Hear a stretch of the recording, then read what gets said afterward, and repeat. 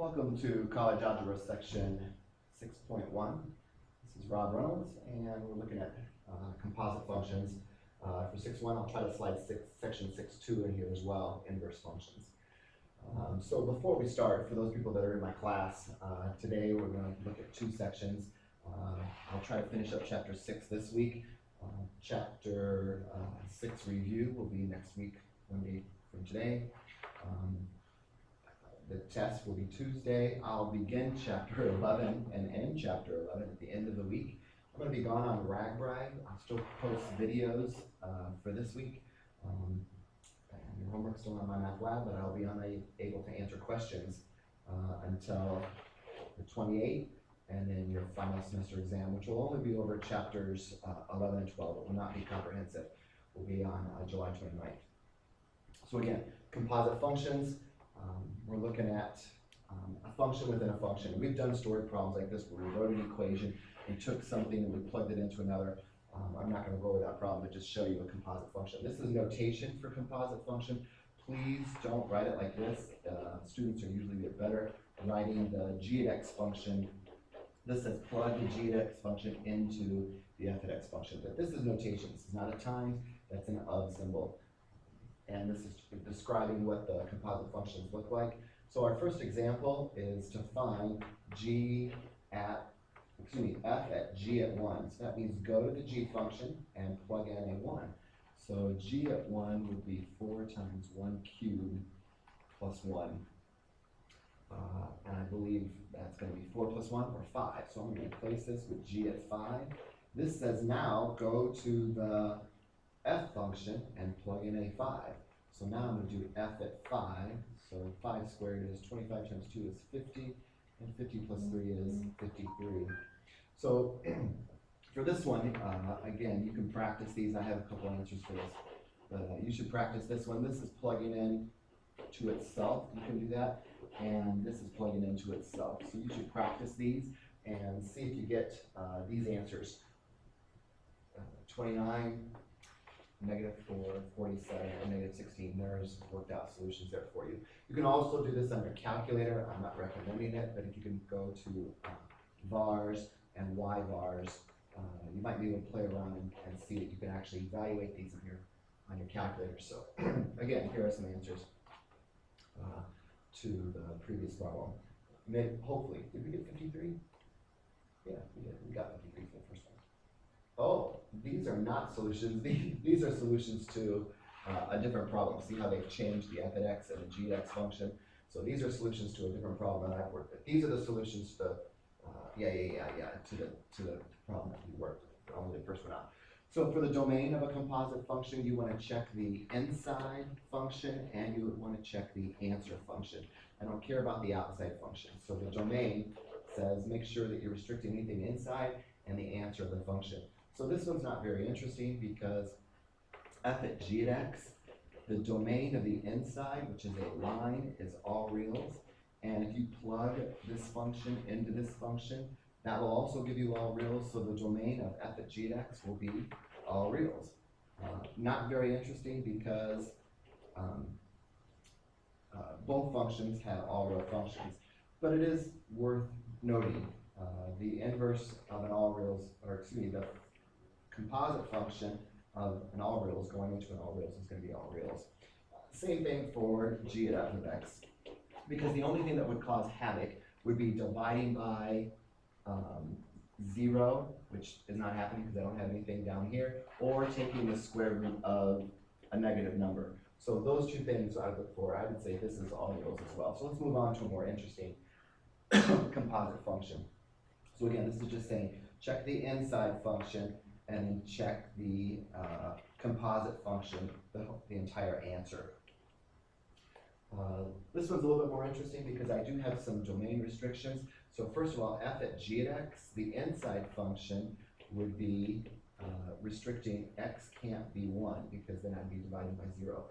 So that's my inside function. The next thing I want to do is check the answer of the function. Remember, I'm not so concerned about x not equaling -2 because that's the outside function. So that's not a domain restriction. I just need to check on the outside function, which is not the easiest to find. It's kind of a mathematical nightmare. In fact, So let's find the composite function by looking for f at g at x. So the g at x function, doing the composite function, is 4 over x minus 1. I grabbed that from right here. Whoops, put that back. And then this says go to the f function and plug in that value. So right there for that yellow x, I'm going to replace that yellow x with 4 over x minus 1. And of course I still have that plus 2 right here. So I'm just replacing x with the value of the composite function. So here we go. Again, it's not the easiest thing to do. I'm probably going to find common denominators and multiplying both top and bottom by x minus 1. So up top, I still have a 1. In the denominator, I've got 4, and I'll distribute this, plus 2x minus 2, all divided by the common denominator, x minus 1. And instead of dividing by a fraction, I'll multiply by the reciprocal. So it's x minus 1 goes in the numerator, and I'll combine like terms. 4 take away 2 is 2. Factor out a 2, and it looks like I need to exclude negative 1. So that's the answer. So I'm going to go back to the domain of the composite function. X can't be negative 1. And so the final composite function for this is f at g at x. The domain would be all rows except x can't be 1 or negative 1. You can practice this one. You can plug it into itself. Remember, it's the inside function and the final answer.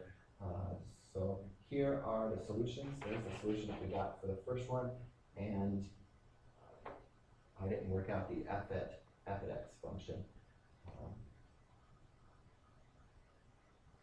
We should probably do the f at f function.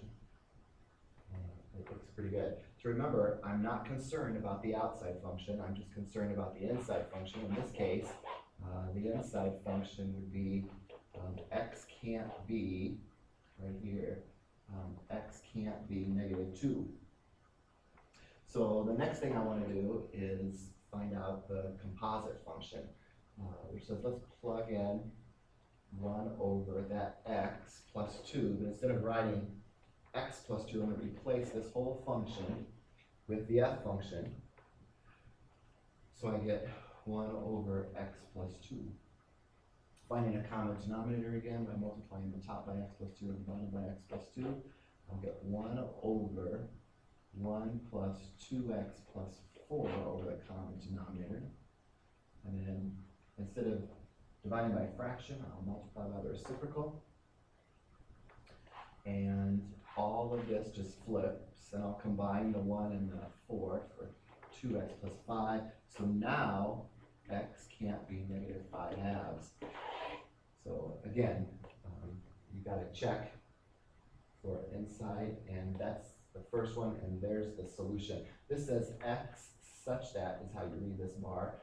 X cannot equal, so it's all values of x such that x cannot equal negative 5 halves, or, that's the comma, x can't be negative 2. So again, for finding the domain, you want to check the inside function and check the final answer. This one is saying show. It's kind of like a verify or a prove. The students don't like the word prove, so we usually just say show us. And so you're going to show that f at g at x is equal to x, and you're going to show that g at f of x is also equal to x. So to show that, the left side should look different than the right side. The g at x function is this guy, which is 1/3 x plus 4. This says go to the f function right here, which is 3x, but replace x with parentheses, and then plug into the parentheses the value. In this case, plug in that 1/3 x plus 4.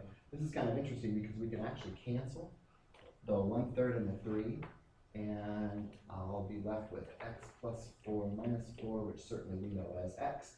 Now, this proof over here will look a little bit different. What was this? Yeah, this is g sub f at x, and the f at x function is 3x minus 4. So this says go to the g function, which is here, rewrite the g function, but replace x with parentheses. And then in the parentheses, we're going to plug 3x minus 4. So this time, I'm going to do this first. The parentheses don't mean multiply, they just mean it's a grouping mechanism. So the negative 4 plus 4 is the 0, and these 3's cancel, and sure enough, I'm left with x. So again, the left proof looks different than the right proof. And there's how the author worked it out. This problem is saying, hey, let's do this backwards. If I give you the composite function, this is f at g at x, it's put together. I'm going to ask what is the inside function, and the easiest way to look for the inside function is to look right here. The inside is probably going to be easiestly defined as x squared plus 1.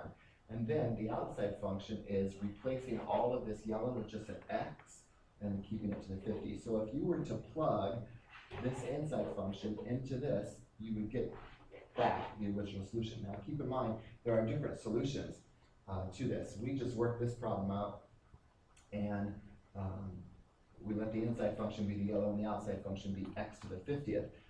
But you could have done it the reverse. You could have said the inside function is something different. If we let the inside function for this, which is kind of hard to see, but it would work, if we let the inside function be x squared plus 1 to the 25th and plug that into x squared, we'll get this guy. You don't want to distribute. That's a big no-no, but if you multiply power raised to power, you get the same answer. So this is just showing you that there are other solutions. Let's not make it too difficult. So here, the inside function, I would let be the denominator, x plus 1. And if you do that, the outside function is 1 over, and you just replace the yellow with an x. That's the easiest way to do this. There's other solutions, but it's easiest to let the inside function be the denominator and the outside function be 1 over the denominator.